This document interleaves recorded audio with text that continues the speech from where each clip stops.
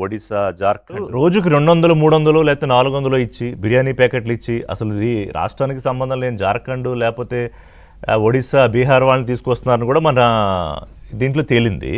వాడికి అసలు ఎందుకు మనం వైసీపీ అదేదో జెండా ఇచ్చారు, వైసీపీ జెండా అని కూడా తెలియదు వాళ్ళకి ఏం తెలుసు, కాస్త డబ్బులు పాపం తినడానికి ఏదో ఇస్తారు, వాళ్ళని ఏం తప్పుపట్టలేము. ఎవరిని టార్గెట్ చేసుకుని ఇదంతా చేస్తున్నారు? ఇద్దరిని. ఆ ఇద్దరు ఎవరు? ఒకటి లోకేష్, రెండు రాష్ట్ర యువత. సరే, రాజకీయంగా లోకేష్ని టార్గెట్ చేయడం అనేది జగన్మోహన్ రెడ్డికి తప్పదు, ఎందుకంటే ఆయన రాజకీయ మనుగడ అక్కడ లింకప్ అయి ఉంది. కానీ రాష్ట్ర యువతని ట్రాప్లోకి తీసుకొద్దాం అనుకుంటున్న జగన్మోహన్ రెడ్డి పాచికలు ఈ ఉద్యమం పేరుతో పారుతాయా? ఇంకోటి, రెడ్ బుక్ మీద మురళి గారు అభ్యంతరం వ్యక్తం చేశారు.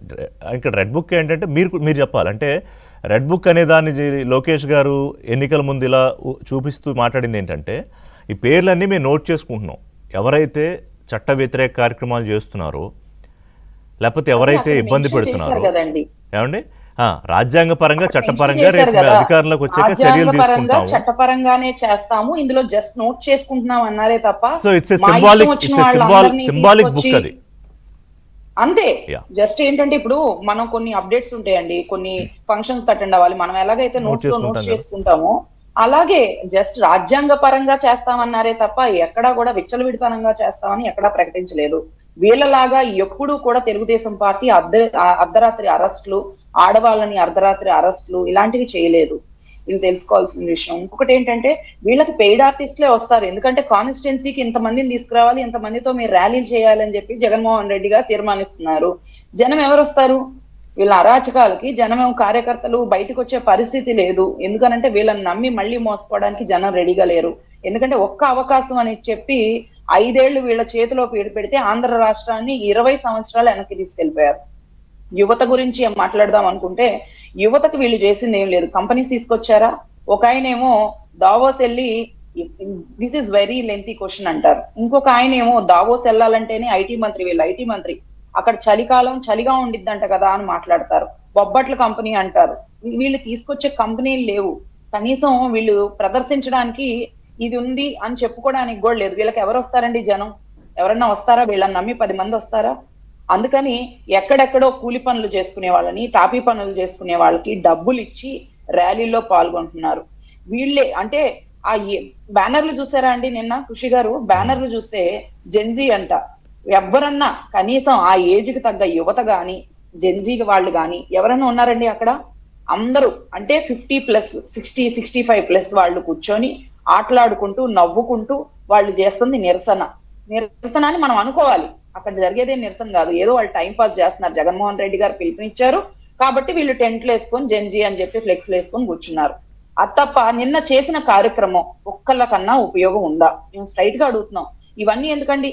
నారా లోకేష్ గారి మీద మీరు నిందేశారు, నారా లోకేష్ గారిని ఇలా అన్నారు. దమ్ముగా పిలిచారు కదా, ఎనీ టైం రమ్మని పిలిచారు కదా. సరే, మీరు వెళ్ళలేదు. ఎవరన్నా మీ ఎమ్మెల్యేలు వెళ్ళారా? పోనీ మీ 11 మంది ఎమ్మెల్యేలు వెళ్ళండి. 11 మంది ఎమ్మెల్యేలు వెళ్ళాలి జగన్మోహన్ రెడ్డి గారితో కలిపి. అసెంబ్లీ సమావేశాల్లో ఒకవేళ వాళ్ళు డిమాండ్ చేస్తే మీరు పెడతారు కదా డిఎస్సీ మీద చర్చకు, మీరైతే రెడీగా ఉన్నారు. బట్ ఆయన వస్తాడో వాళ్ళు రావాలి కదా, వాళ్ళు 11 మంది రావాలి కదా. వస్తారా? దమ్ముందా వాళ్ళకి? రమ్మానండి, ఎవరినన్నా రమ్మానండి. దీని గురించి డిస్కస్ చేయడానికి కనీసం సబ్జెక్ట్ ఉందండి? ఎవరికన్నా నాలెడ్జ్ ఉందా దాని మీద? ఏ నిష్పత్తిలో ఇస్తారు, ఎవరెవరికి ఏ నిష్పత్తిలో ఇస్తారు, ఎక్కడ ఖాళీ అయితే వాళ్ళని ఎలా తీసుకుంటారు అనే కనీసం నాలెడ్జ్ గానీ ఐడియా గానీ ఎవరికన్నా ఉందా? ఈవెన్ జగన్మోహన్ రెడ్డి గారికి ఉందా? స్లిప్ లేకుండా, చేతిలో పేపర్ లేకుండా ఎప్పుడన్నా జగన్మోహన్ రెడ్డి గారు ప్రెస్ మీట్ చూసారా? చూసే తప్పులు మాట్లాడతారు. అదేమన్నంటే స్టేట్ ఫస్ట్, క్లాస్ ఫస్ట్ అంటారు జగన్మోహన్ రెడ్డి గారు. రమ్మనండి, అసెంబ్లీ ఉన్నాయి కదా. సరే, బయటికి ఎక్కడికి రావక్కర్లా, ప్లేస్ కూడా వాళ్ళనే చెప్పమన్నారు మా ఐటీ మంత్రి నారా లోకేష్ గారు. సరే, అసెంబ్లీ సమావేశాలు ఉన్నాయి కదా, చర్చకు మేము సిద్ధం. రమ్మనండి, దమ్ము ధైర్యం ఉంటే. ఎందుకు రారు? ఎందుకు అడగరు? వాళ్ళు అసలు అసెంబ్లీకి ఎందుకు రారండి? వాళ్ళని ఎన్నుకోలేదా? వాళ్ళ కాన్స్టిట్యున్సీలో ప్రజలు వాళ్ళ మీద నమ్మకంతో ఓట్లేసి మరి మమ్మల్ని గెలిపించారు, మాకు ఇన్ని సీట్లు ఇచ్చారు అని అనుకుంటున్నారు కదా. వాళ్ళకి కనీసం వాళ్ళ సమస్యల గురించి మాట్లాడడానికైనా, లేకపోతే వాళ్ళకి ఏం కావాలని అడగడానికైనా రావాలిగా. ఇప్పుడు రమ్య గారు వాళ్ళవి 2 డిమాండ్లు. హోదా కోసం పోరాడతారు జగన్మోహన్ రెడ్డి గారు అనుకుంటే ప్రతిపక్ష హోదా ఇవ్వండి అని పోరాడుతున్నారు. ప్రతిపక్ష హోదా మీకు ఇంకొక 4-5 సీట్లు లాక్కుంటే మీకు ప్రతిపక్ష హోదా కూడా ఉండదని ఆ రోజులో అసెంబ్లీలో సాక్షిగా మాట్లాడిన జగన్మోహన్ రెడ్డి గారికి ప్రతిపక్ష హోదా అంటే ఎన్ని సీట్స్ ఉండాలో తెలీదా? పైగా ఇప్పుడు రమ్య గారు ఇంకో డిమాండ్ చేస్తున్నారు. ఒకటి, లోకేష్ రాజీనామా చేయాలి, 2, సిబిఐ ఎంక్వైరీ చేయాలి అని జగన్మోహన్ రెడ్డి అడుగుతున్నారు సిబిఐ ఎంక్వైరీ గురించి. సిఐబి ఎంక్వైరీకి వీళ్ళు చాలా సార్లు వీళ్ళకి మద్యం కుంభకోణాలు ఇవన్నీ ఉన్నాయి కదండి. జగన్మోహన్ రెడ్డి గారే వెళ్లాల్సిన పరిస్థితి ఉంది రాబోయే రోజుల్లో. ఆయన రెడీగా ఉండాలి ముందు.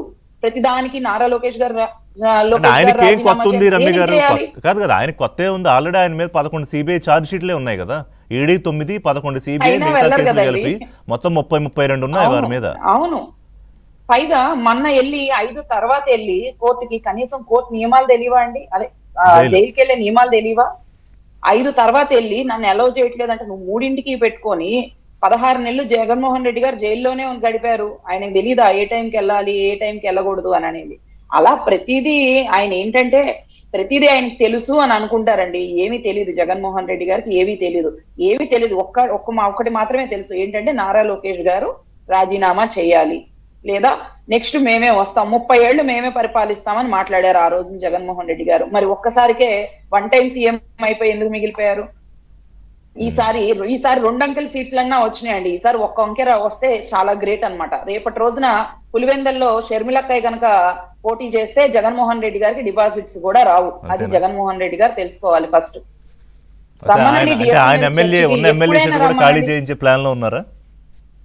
అంతే మరి, ఎందుకంటే ఆయనకే అర్థమవుతుంది. అందుకనే ఐడెంటిఫికేషన్ క్రైసిస్ అన్నమాట జగన్మోహన్ రెడ్డి గారికి.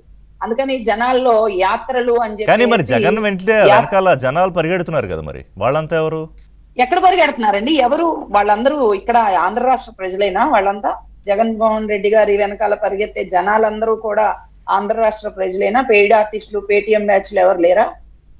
ఒకసారి వాళ్ళ ర్యాలీ లాస్ట్ టైం మీటింగ్స్ లో కూడా, మీటింగ్ లో జనాలు ఎక్కువ మంది ఉన్నారని కనపడడానికి జనాల్ని కాపీ పేస్ట్లు చేసుకొని ఎడిట్లు చేసుకొని